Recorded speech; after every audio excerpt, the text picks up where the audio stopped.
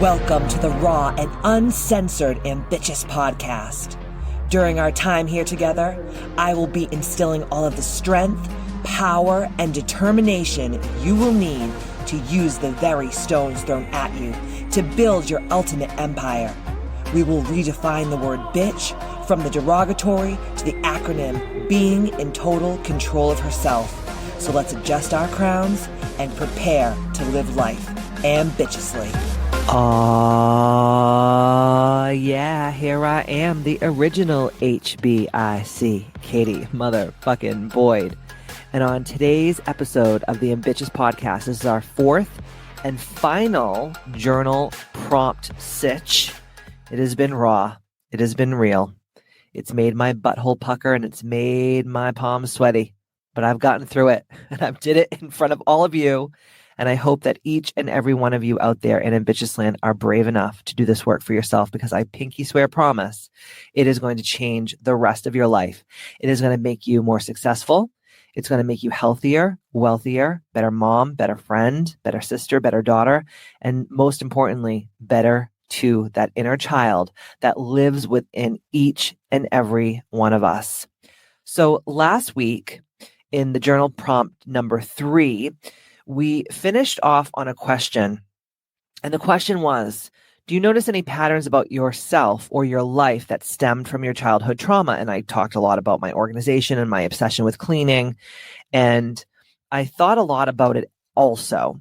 And another thing is, and we're going to get on to the next question, but I kind of want to reiterate it just so we can get ourselves back to a foundation of knowing like what we did last week and what we're going to be doing this week. I talked about the cleaning. I talked about the organization. I talked a lot about the hypervigilance, right? Like, I'm just going to do it myself. No one's going to do it like me. I'm just going to do it myself. Can't rely on anybody. And this week's question actually kind of piggybacks off that last question. And the question today is, when do you think those patterns started manifesting? Can you pinpoint a specific experience that triggered them? So I want to kind of add something here. And the addition to last week's question, do you notice any patterns about yourself or your life that stemmed from your childhood trauma?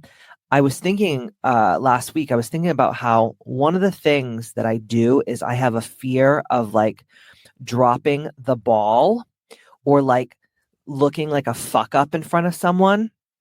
So sometimes like someone will like point something out to me like, oh, that thing in your email is misspelled, or, you were supposed to say this word and not that word, or whatever.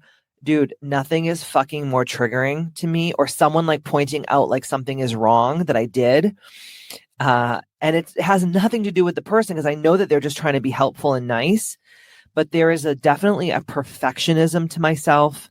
There's definitely a shame to myself where it's like, I have to look perfect all the time. I have to be put together. I can never fuck up. I can never drop the ball. I can never get sick. I can never take time off. Everything has to be perfect, like to the point of like psychosis, right? Like, a couple of years ago, I had hosted Easter dinner at my house, and my mom and dad were saying to me, oh my God, your grandmother would be so proud of you. You're just like your grandmother, how you put everything together. Like, everything is perfect. All the dishes, the placemats, the dishware, the glassware, the food, everything is just like so put together in such a way where it's like so well executed, and I always prided myself on that. But the more I think about it, the more I realize that that is coming from a place of not enoughness, of perfectionism, of shame, of self-esteem, of self-confidence, and just like never looking like I don't have it all together. So when I think of this week's question, when do you think those patterns started manifesting? Can you pinpoint a specific experience that triggered them? I remember when I was a little girl, and you can ask my mom and dad, especially my mom, because she was probably around more during this time, is I went to a Catholic school called Our Lady of Lourdes in Taunton, Massachusetts, and the nuns were pretty hardcore. And there was definitely like rule with an iron fist energy, and it was more of a fear energy than like a cohesive energy. And I remember we used to have these things called SRAs. I don't even know what they stand for. I can Google it later, but SRAs. So you'd read a story, and then it was almost like an SAT where you'd read a story and then you'd like have multiple choice answers. And I remember doing these SRAs and being like so fucking sick to my stomach. I would literally make myself vomit. I would make myself cry. I would beg my mom and I begged my grandmother, please don't make me go to school on these days, these SRAs, because I remember they would read out like who did the best in the class, just like spelling bees. Like I was always really good at spelling. And wasn't from a place of like, oh, I like to spell and I'm going to become really good at spelling. It was like because they would put you up in front of the whole class. And it was always like that, like, oh, if I don't do it right, the whole class is going to see I fucked up. Or if I don't do the best on my SRAs, the whole entire room of teachers and principal and classmates are going to see that I wasn't the best. And I would freak the fuck out. And I remember one year as I was older, much older, I was running for a pageant and I got first runner up and I was like devastated. And I remember I slept in my car in a parking lot at a grocery store because I was like, I'm too ugly and I'm too fat and I'm too stupid to sleep in my own bed. So I'm going to sleep in my car. And these things have plagued me throughout my life. I don't like to do things in front of people. I know that sounds crazy because people are like, Katie, you're so like, you get up and speak, you do all these things. It's only when I only like to do the things that I know I'm really good at and that I'm going to like excel at, because I hate being embarrassed or looking like I'm not enough or I'm not perfect or dropping the ball in front of people. And now as an adult, it's like, if you email me, I'll email you right back. You call me, I'll call you right back. If you text me, I'll text you right back. If you ask me to do something, I'll do it right now, because I never want the other person to think that I'm not perfect. And that's a fucking shitty way to live. That's such a fucked up, hardcore, nasty way to live. And I think about it sometimes. I'm like, man, you're your own fucking worst enemy. Like, you're a human being. You're not perfect. You never will be perfect. Of course, you're going to drop the ball. Of course, you're going to fuck up. Of course, you're going to embarrass yourself and you're going to say stupid shit and you're going to do stupid shit. But I notice that when I think back to when it kind of first manifested, if I can pinpoint that specific experience, it was definitely, I was probably like in second or third grade, and it was doing those SRAs or doing like a spelling bee in front of everybody, because I never wanted people to think that I wasn't the best. Oh my God, so crazy. Are you feeling this? Do you feel the same way out there in Ambitchious land? I mean, misery does love company, and I don't want you to be miserable, but it is nice to know that I'm not the only one out there.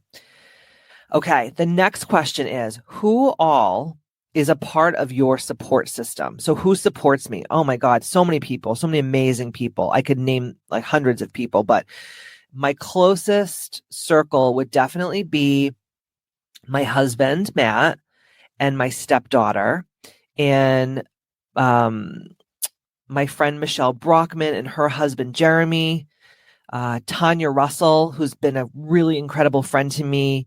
A lot of the ladies in the Women's Service Club are super supportive of me. A lot of my really amazing clients are like, my number one support system, such helpers to me and just love on me and always speak victory into me. Kelly Gallagher and her husband, Ed, are super close friends. So definitely I have an amazing support system. My mom and dad are actually really great support systems. I know that, like, hi, mom and dad, I talk a lot of shit during this inner child healing because it's like, well, a lot of inner child shit happens with your mom and dad, right? Or your caregivers. As I get older and I've done more healing, I look at my mom and dad in such a different way. Like, I look at them as my peers. I look at them more as like a friendship relationship than like, I'm not ever looking to my mom and dad to be like mother and father to me. And I know that sounds kind of shitty, but I look at them more as like a different type of relationship, and that's okay. That's fine too.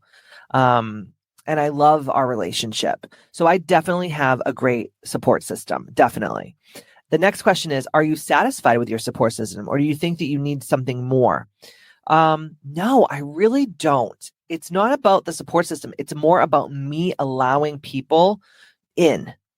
Melissa Hastings and her husband, Kevin, great support system. Like, I do have a lot of amazing people around me, but it's up to me more to let people in, because I feel like there's always like this wall up where I want people to get close to me, but I don't want them to get too close. I don't want them to get too close because if they get too close, then they could hurt me. When people are kind of like at arm's length, like obviously if they did something mean to me or bad to me, it would hurt me, but it wouldn't like blow my mind, Whereas when someone's super close to you and then they betray you or they hurt you or they besmirch you or whatever, that's when it's devastating. And I just don't I have a hard time with dealing with that kind of stuff. So it's really not about outside support. It's more about me as a ambitious woman allowing those people to come in and help support me more without always being like, what if they hurt me? What if that, you know what I mean? The next question is, what self-care activities can you begin today to promote your inner child healing? Oh my God. I definitely think for me personally, I definitely think like just allowing more time for creation. Like I was saying on last week's podcast, I am definitely an overachiever type A personality, which I used to think was a badge of honor, but I actually think it's not a good thing now as I get older. And I definitely think that leaving more space and time for me just to like sit in quiet, meditate, color, watch a television show that I used to like when I was young, like just little thing, or have lunch with a friend or do something fun, go for a hike, shopping, have dinner with someone, have a couple cocktails, go in the hot tub, like do those little things because I definitely don't give myself enough time to just stop and get quiet and be in that creative mode. I think that one thing about children is they're always in that creativity energy, whereas in adults, we as adults, we lose that. And so that's for me is getting more of that back. That just definitely, when you're a little kid and like, the days just seem like they go on forever. Like we can make that happen, but it has to be on our own terms, if that makes sense. Okay. The next question is, what is the first thing that comes to mind when you think about what triggers your inner child? Oh my God. Definitely just chaos. Anything that's too chaotic, too tumultuous, too much like fighting, yelling, disagreements. That to me, I don't like loud noises. I don't like quick movements. I hate fighting. I hate when you fight with people and they like break shit, or, there's people out there that like, that's what they do when they fight. They're going to take the plates, they're going to throw them on the ground. They're going to break shit in the house. Like that kind of shit to me is like, Or even, when people get too drunk, I don't love that. And listen, I've been blackout many a day in my life. Don't get it twisted. Okay. This bitch likes to party, but I'm pretty good at handling my liquor. That's why I don't drink that much anymore. But anything like that, like alcohol, loud noises, things like that definitely will trigger my inner child. What events, people, or situations seem to be a trigger for your inner child trauma? Like events where there's a lot of people. Like I can't go to concerts. I can't go to sports games, even like fundraisers and things. Like if it's just too much, it gets so overwhelming. That's usually why I would drink profusely when I would go to those types of things, because it would like numb me out a little bit. That's why I'm very specific and particular with what I spend my time doing. When people are screaming, drinking, being belligerent, 100%. People who are very judgmental, or that like say like, I don't like mean girl energy. Like recently I had this really cute little Karl Lagerfeld like outfit on. It kind of looked like pajamas. It was like in the springtime. And I saw someone out and they were like, oh my God, of course that's Katie Boyd. Like who else would wear an outfit like that? And like, I was like, bitch, what? Are you being nice? Are you being a cunt? Like what's going on here? Or if people talk about like what I eat or my body, or like just get too involved in like that kind of shit, that fucking triggers me a lot. I hate gossip. I hate gossip. I really don't like gossip, or just like being around like judgy women. I'm not into that, even though it's funny because like I'm in the business of women, but really like 99.9% of the people I'm around every day are not like that. So for me, it's like I protect myself a lot with that. The next question is, what are some negative core beliefs you catch yourself falling into during your triggers? Oh God, so many.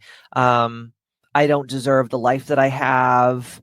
I'm waiting for the other shoe to drop. Like I never let myself get too happy. I never let myself enjoy moments too much. I never really let myself cry or show emotion because I don't want people to think I'm weak or vulnerable. But what really makes me sad saying that is, I have this really beautiful, amazing life, and I feel like I don't allow myself to fully immerse myself in the joy and the gratitude of having a beautiful life and having people who love me and support me and, having a beautiful home or a nice car and the materialistic three-dimensional things, or having my health, or, still being an attractive woman for my age. And I know you're probably like, oh, Katie, you're 43 years old. Stop it. Well, I know a lot of bitches I went to school with, they ain't looking so good. Okay. So I never allow myself to fully immerse myself in the gratitude and the joy of being me, because I'm always afraid of don't get too comfortable. Don't get too happy. Don't get too excited, because when you do, there's always a bad thing going to come and swoop in and steal that from you. And that makes me sad. And I'm going to work on that more and more, because I'm sure I'm not the only one out there that feels this way. Next question. Of these negative beliefs, are they a result of your childhood trauma, and when did they first begin? Well, definitely. I remember growing up, around the holidays, oh my God, Christmas, yay. The tree and the decorations and the food and the gifts. And then my dad would come home and be drunk and start a fight with my mom, or this is kind of funny now that I'm older, but it wasn't when I was a little kid. I remember I wanted God, what was it called? I think it was called Short Tails or something like that. It was these little animals that played in a band, and the panda bear I think he played the drums. So I really wanted a drum set. And my dad came home drunk from the bar around Christmas and put my drum set together. I was really little, and he put it together wrong. None of the shit worked. And I think he threw away half the parts, those types of little things. Definitely. Don't get too excited, because it's never going to work out the way that you want it to work out. Don't get too comfortable, because there's always going to be a fight, or there's always going to be some kind of drama. And so, yeah, and I can remember that from, as far back as I can remember, really. The next question is, what seems to happen physically, emotionally, and mentally when you're caught in the middle of a trigger? Oh my God, for me, my heart starts to palpitate. I feel like my adrenaline go from the tips of my toes to the top of my head. I get sweaty. My whole chest gets super red. My ears get red. My face gets red. I shake. I feel weak in the knees. I feel nauseous. I feel out of control. I feel like running away. I feel like fighting. Definitely, there's a lot of physical stuff that comes up. I'm not a crier, so it's more like rage and anger. And then after, I definitely get super depressed and anxious. I'm oh, see, every time that something good happens, something bad has to happen. It's oh God, I don't want to feel that way anymore. So that's something I'm definitely working on. The next question, what effect does your triggers have on your overall mindset and well-being? I always, no matter how great my life gets, I always feel, again, like the other shoe's about to drop. I definitely walk on eggshells. I definitely go into that people-pleasing mindset, trying to keep everyone around me happy and safe, and almost like sometimes I think Tony Soprano said it in one of the Sopranos episodes, he feels like the sad clown, I could get like that sometimes, because I'll try to make everybody happy, but on the inside, I'm crying, I'm angry, I'm sad. So definitely those things. The next question for me and for you out there in Ambitchious Land is, what do you think is the first step for you to take to better manage and tolerate unavoidable triggers? For me, I think it's just knowing that if you're alive, you're going to get triggered. There's a book by Michael Singer called Untethered Soul, and he talks about the trigger. They call it in the book a samskara, which is a just a fancy Sanskrit word for a scab, like a wound, a stamp on your soul. And every time something bad happens to you, you get more and more of these. but he talks about it being like a thorn. And instead of just ripping the thorn out and being like, this shit doesn't trigger me anymore, it doesn't hurt me anymore, what we do as humans is we try to like wrap it in a Band-Aid and wrap it with gauze and then put bubble tape on it. And then we make sure that no one comes up and brushes up against it and no one bumps into it. It's just like, rip the fucking thing out. Don't insulate it and encapsulate it and try to live with it. You know, we are allowing our triggers to stay because we can easily get rid of them when we just say, I will not tolerate this anymore. I will not let this be a trigger for me. Like, shit's going to happen. I'm a human being having this 3-dimensional human experience with my soul. Like, nothing is going to be perfect. Like, get your shit together. So that's for me what I have to always do. Okay, Katie, stop trying to protect the trigger. Just get rid of the fucking thing. Like Matt always says, you got to name it to claim it. The next question is, what coping mechanisms do you use when facing a trigger? Are these coping mechanisms healthy or unhealthy? Definitely. I don't do this as much anymore, but I used to get fucking bollocky bare ass drunk when I was triggered. Overeating, binge eating, alcohol, spending money, over exercising, keeping myself distracted, workaholism. Definitely. Those are my coping mechanisms, and they're not healthy. And again, I've healed so much of it, but there's still definitely some remnants now that I'm doing this work with all of you out there. The next question is, if you realize you struggle with unhealthy coping mechanisms, what are some good swaps? Okay, let me read this again. If you realize you struggle with unhealthy coping mechanisms, what are some good swaps you can make for healthier ones? I'm already doing them. Breath work, sound healing, meditation, prayer, allowing myself not to get distracted, allowing myself to say no when everyone's like asking for my time and energy, not taking on too much, like not being an overachiever type A and being proud of it, like saying like no, like, oh, I can't do that, or I can't go to that thing or whatever. And definitely, I think if I really had to like just draw a line in the sand, I would always be, and I've been doing this a lot, always asking myself, is the thing I'm about to do, is the thought I'm about to think, are the words that are about to come out of my mouth helping me be better and closer to the person I desire to be, or is it taking me further away from the person I desire to be? And that's been helping me immensely, just keeping my head on straight in the midst of just living a human life in this day and age. It's not easy, guys. The next one is, if you're in the middle of a trigger, what is one small self-soothing action you can take that is easy to remember in times of limited mental resources? My dad actually always used to say this to me when I was younger, and I would be like, fuck you, Mike. And now I'm like, I say it all the time, and I always think of my father. He would always say to me, this too shall pass. Like, everything is ephemeral. Everything is like a floating balloon. Like, even my shoulder right now, this is a physical pain. I have a partial tear of my supraspinatus on my right-hand side and my rotator cuff. And the pain is really bad. Like, today especially, I can hardly lift my arm up to like brush my hair. That's true. And so, like, for me, I say to myself, okay, pain is not forever. This too shall pass. And same thing with like when you're in a fight with someone, or something doesn't work out the way you want it to, or you're sad, or you're angry, or you're anxious, or you're depressed, or whatever. It's not forever. This too shall pass. So by me just saying that, this too shall pass, it does something stoic to me. It definitely sets my mind straight, because I'm like, okay, I might be having pain now. I might be sad now. Things may not be great right now, but this too shall pass. And I hope that maybe you can steal that from me and use it for yourself, because just those words help me immensely.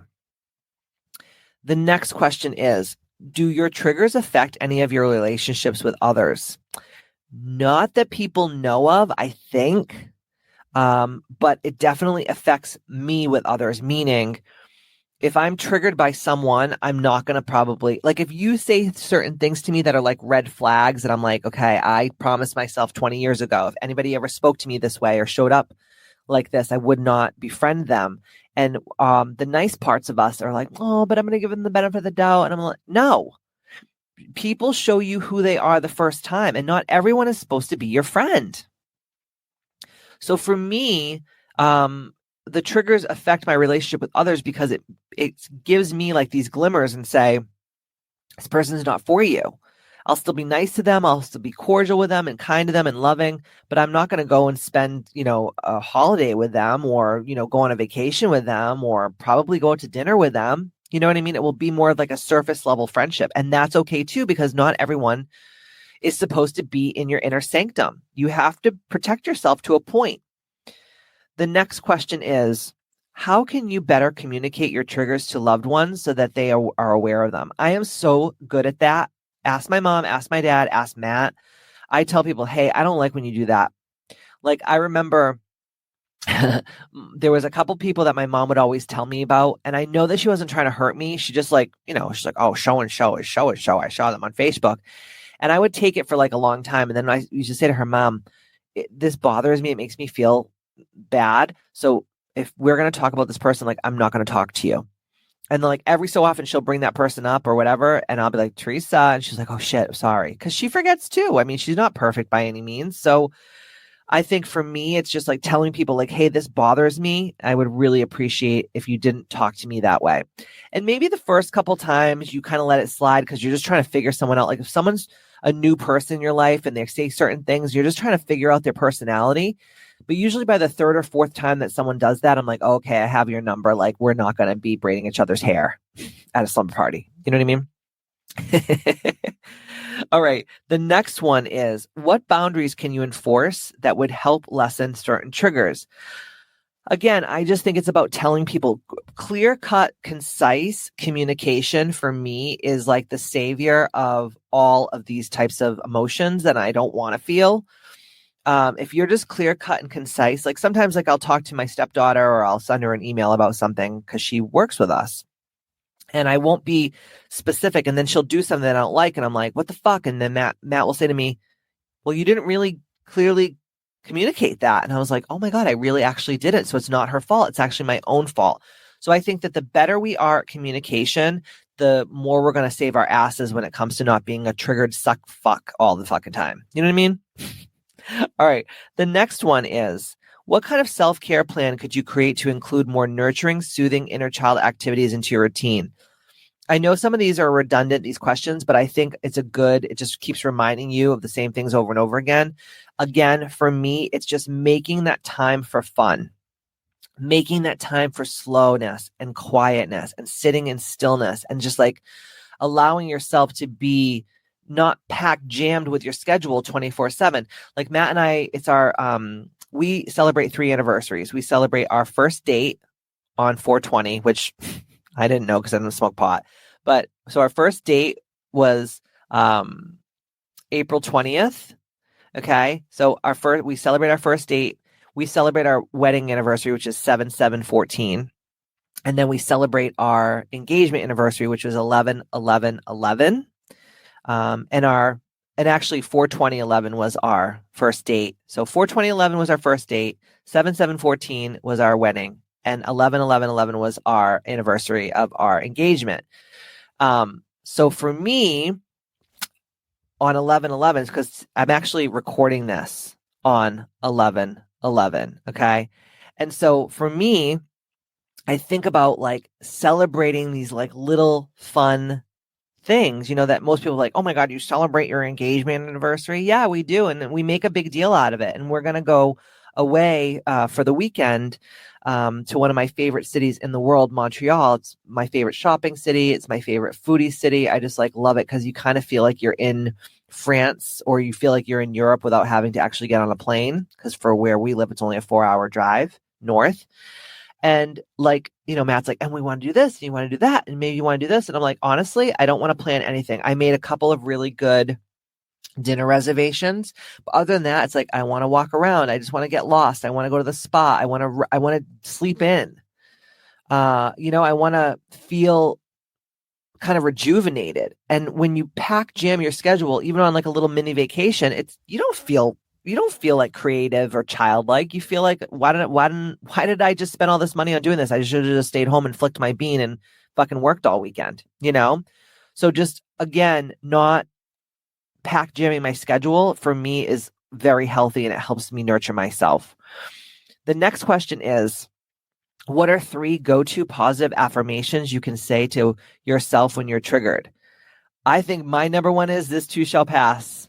This too shall pass. That's just one, and I'm going to just use that one. But if you want to do 3, that's awesome too.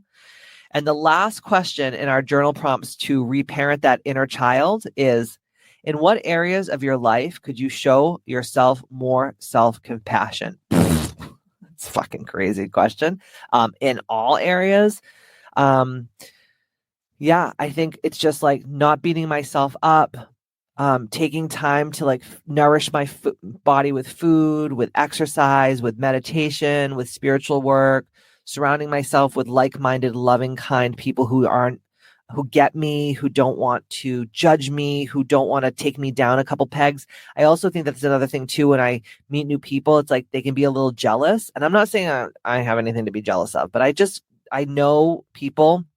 And I feel like sometimes people are like, oh, that Katie Boyd, she needs to be taken down a few notches with her pompous, attitude. And she's so confident. And I don't like that. And I notice like certain people will say certain things. I'm just like, don't fuck with me, bitch. Because I can see right through what they're doing.